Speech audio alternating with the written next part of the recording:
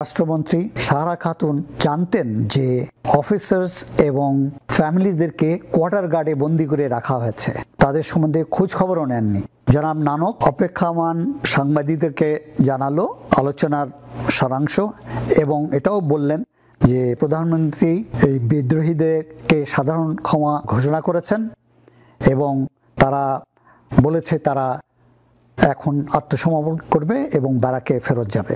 বিদ্রোহীরা 6টা 37 যমুনা ত্যাগ করে পিলখানার উদ্দেশ্যে যাত্রা শুরু করে।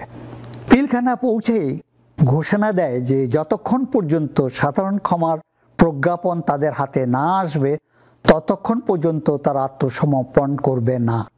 তারা পুনরায় গোলাগুলি শুরু করে এবং অফিসারদেরকে খুঁজতে থাকে। রাত 12টায় স্বরাষ্ট্রমন্ত্রী সাহারা খাতুন, আইন প্রতিমন্ত্রী জনাব তাপস ও আইজিপি পিলখানায় বিদ্রোহীদের সাথে আলোচনার জন্য যান এবং তাদের সাথে বসেন।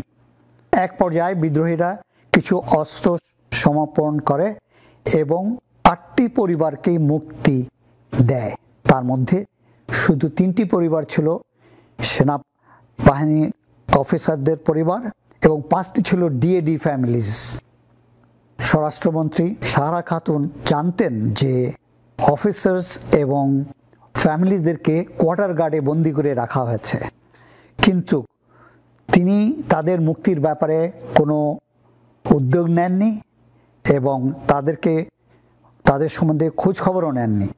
তিনি বের হয়ে ওই 8টি পরিবারকে নিয়ে পিলখানা থেকে বের হয়ে আসেন।